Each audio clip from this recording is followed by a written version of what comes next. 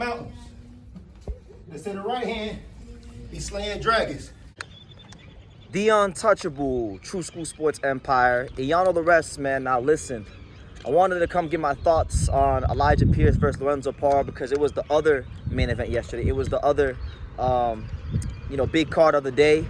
And it was a fight that was very important for the featherweight division. And as many of you know, I'm very intrigued about the featherweight division. It was, in fact, a WBO eliminator fight. And I knew it was going to be a good fight coming in because Lorenzo Parra is no slouch. I'd seen him box a couple times. But man, oh man, I knew he could box. I knew he was a good counterpuncher. I knew he had some craft to him. But man, I didn't know Lorenzo Parra was punching like that. He absolutely went through Elijah Pierce like a knife through butter. And you could even say as much as, he absolutely positively exposed Elijah Pierce. Because look, let's be honest about Elijah. I like Elijah, but he's an exciting fighter, but he's exciting because he's a vulnerable fighter. And he's been getting very fortunate, and he's been showing a lot of character to get up out the canvas and knock these guys out, like Artur Villanueva and Mike Plania and these kind of guys that he's been fighting. But eventually, if you can't, tighten up your defense, if you can't avoid the big shots, eventually your luck runs out. And, Lorenzo Parra had him in the corner.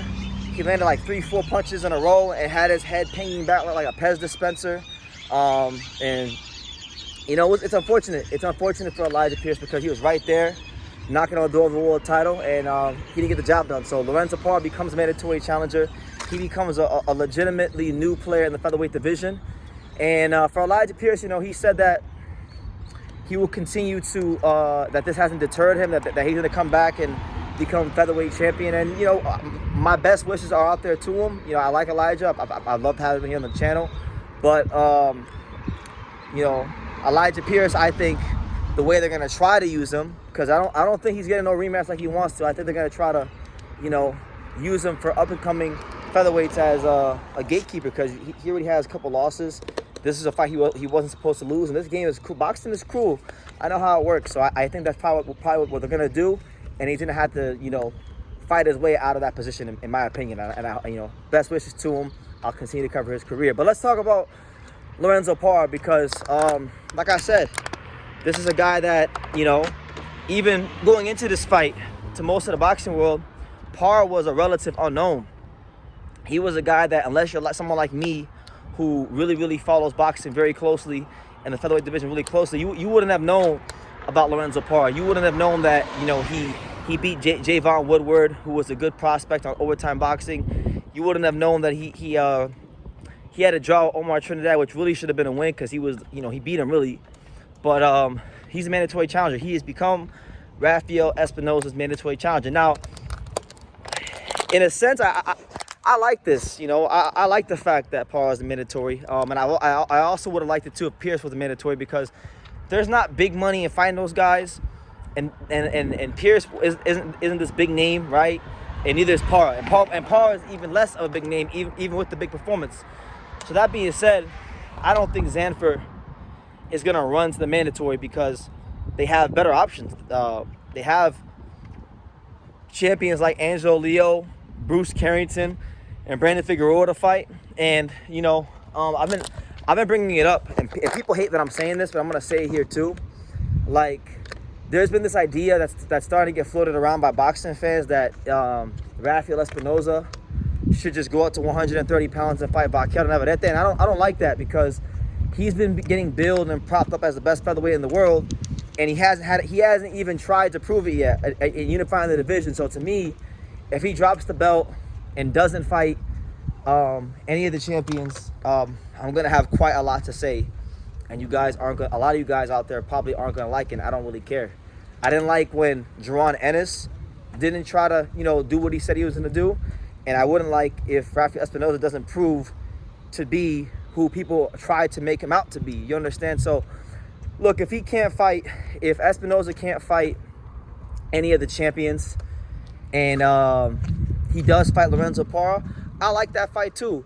Parra is a good fighter. I think he's a guy, if you're looking at his last 3 fights, I would say honestly, look, if Espinoza were to fight Parra and beat him, I would say, Robesi aside, that's easily the second best win of his career.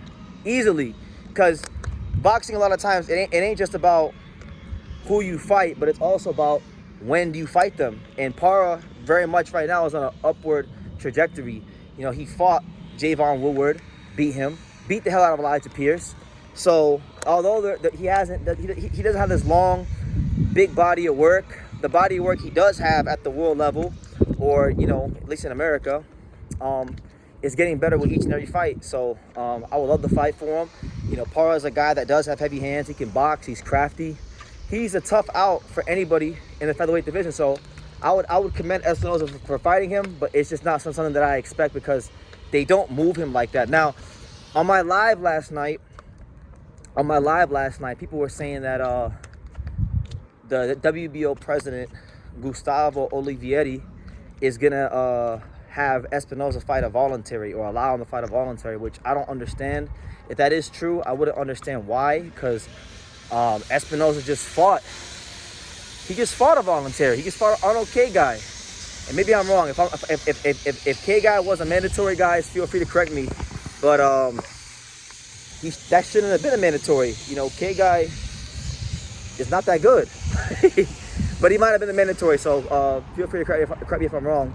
But I'm to that point where it's like, look, people want to see the featherweight unifications. I want to see the featherweight unifications. I understand business. I understand why these things do happen. I understand they're trying to build a profile of these guys. But it's like, man, let's get to the smoke already. Like, some of you guys think Bruce Carrington's the guy. Some people, like, you know, think Angelo Leo's the guy. Many people think it's Espinosa. Who cares what side of the fence you're on? We just want to see the damn fights, right? So Lorenzo Parra is now a player in this division. He is now someone that you gotta speak about actively as someone that's should be involved in important fights, because he's the mandatory challenger. So whether he fights Espinosa or whether Espinosa drops the belt and they decide that they want to go a different direction and he fights for a vacant title, however you want to slice it, Lorenzo Parra is now a player in the featherweight division. So leave your comments down below. Make sure you guys take the time to subscribe. Like I say in every single one of these videos, you can love me or you can hate me, but I'm just kidding, dang it. So until next time, take care, guys. Thank you for watching True School Sports. Thank you for watching another video on the untouchable True School Sports empire, the home of boxing. We're on the road to 100,000 subscribers, guys. So help us keep being great. Help us keep pushing out that real boxing content for the fine folks all around the world. And make sure you jab, you hook, you Mike Tyson, you Mayweather that subscribe button. Pops, show them how do they gotta hit the subscribe button. Pow!